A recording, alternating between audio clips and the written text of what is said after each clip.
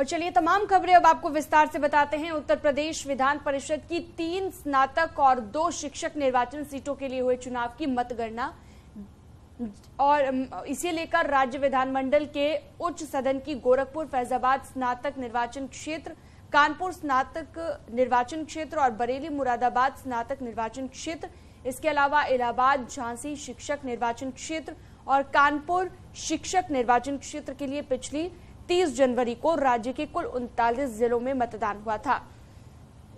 मतगणना का कार्य बरेली, झांसी, गोरखपुर और कानपुर में किया जा रहा है। कानपुर उन्नाव से बीजेपी के अरुण पाठक आगे चल रहे हैं। झांसी सीट पर बीजेपी के बाबूलाल तिवारी आगे और बरेली सीट पर बीजेपी के जयपाल व्यस्त आगे। गोरखपुर बीजेपी के देवेंद्र सिंह यहां से आगे चल रहे हैं। तो एमएलसी की फाइट को लेकर ये महत्वपूर्ण जानकारी हमने आपको दी।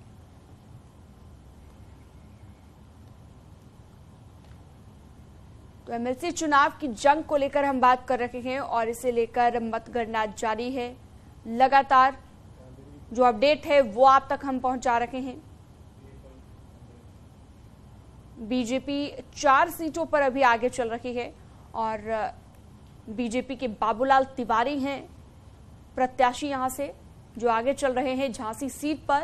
बरेली सीट की बात करें तो बीजेपी के जयपाल व्यस्त आगे चल रहे हैं और गोरखपुर में बीजेपी के देवेंद्र सिंह आगे चल रहे हैं। कुल मिलाकर हमने जैसा कि जिक्र किया 4 सीटों पर बीजेपी आगे चल रही है।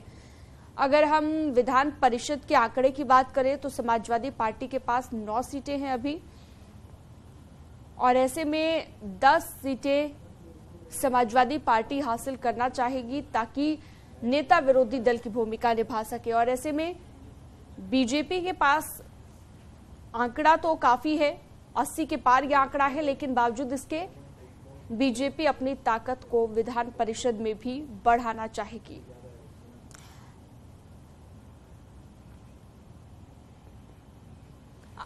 कानपुर से अमित गंजू और झांसी से अश्विनी मिश्रा हमारे साथ जुड़ गए हैं। अश्विनी मिश्रा के पास सबसे पहले चलते हैं। अश्विनी, झांसी से यहां पर बाबूलाल तिवारी आगे चल रहे हैं और अभी क्या अपडेट है और आप कहां पर मौजूद हैं इस वक्त?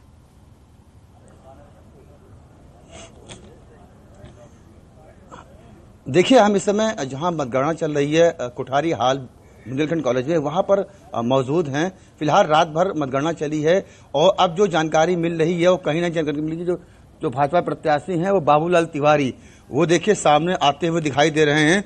संभवतः वो चुनाव जीत गए हैं। एक बार हम उनसे साथ बात करके आपको बताते हैं कि आखिर क्या रहा परिणाम। और बाबूलाल जी सामने आ रहे हैं जो भाजपा प्रत्याशी हैं। खुश है, ऐसे में लग रहा है कहीं ना कहीं बाबूलाल तिवारी जी ने। बाबूलाल जी, क्या रहा आपका परिणाम?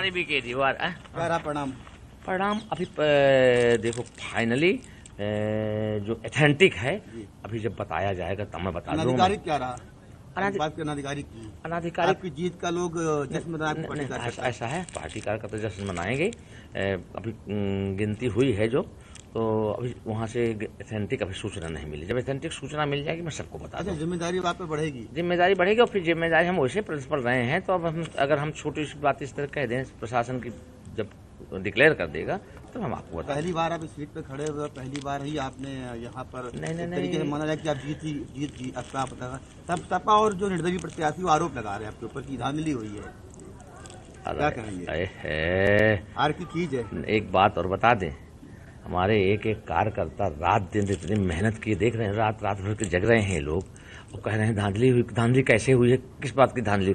मतलब हम जीत जाए तो धांधली, अब तुम जीत जाओ तो मतलब कुछ नहीं।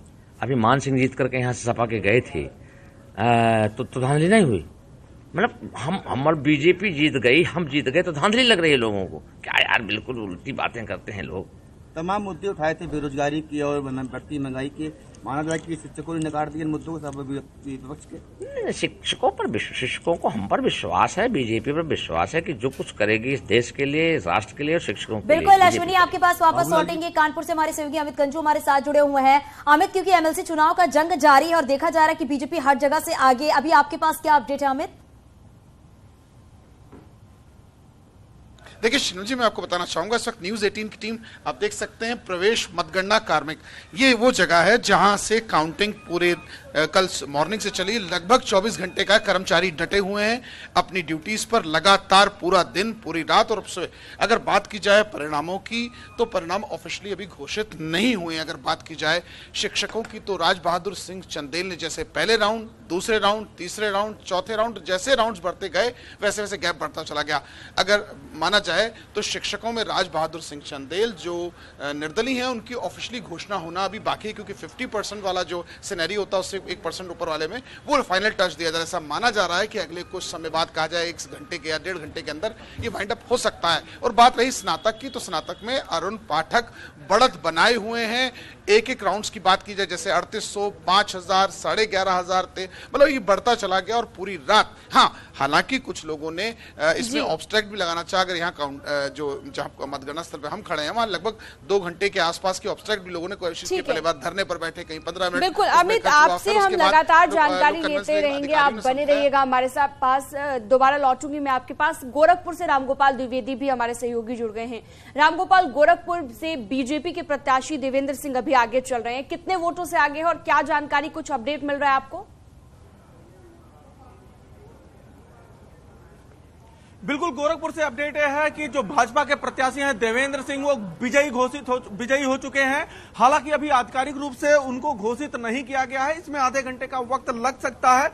जो 8वां चक्र हुआ है, 8वें चक्र में जो भाजपा प्रत्याशी है उनको 51,699 वोट मिले, जबकि समाजवादी पार्टी के प्रत्याशी को 34,244 वोट मिले। इस हिसाब से जो 17,455 मतों से भारतीय जनता पार्टी के जो प्रत्याशी हैं उन्होंने जीत दर्ज कर ली है, हैट्रिक लगा दी है इस बार यहाँ पे। और ये एक तरीके से इतिहास है कि अभी तक कोई एक व्यक्ति लगातार 3 चुनाव नहीं जीता था। देवेंद्र सिंह ये कारनामा करने वाले पहले व्यक्ति हुए हैं, वो विजयी घोषित हुए हैं। लेकिन अभी आधिकारिक रूप से ये ऐलान इस कारण नहीं किया गया कि कुछ फॉर्मेलिटीज होती हैं, कुछ कागज होते हैं, तो उस फॉर्मेलिटीज को पूरा किया जा रहा है। अब से कुछ ही देर में उनको प्रमाण पत्र भी दे दिया जाएगा। वो प्रमाण पत्र देने में आधे घंटे का वक्त, अभी आधे घंटे 45 मिनट का वक्त लग सकता है। ठीक है, तो यहाँ पर विजय घोषित कर दिए गए हैं बीजेपी के प्रत्याशी गोरखपुर से। बहुत शुक्रिया तमाम सहयोगियों का हमारे साथ जुड़ने के लिए। लखनऊ से बड़ी खबर मिल रही है, शहीद पथ पर मजदूर को बेकाबू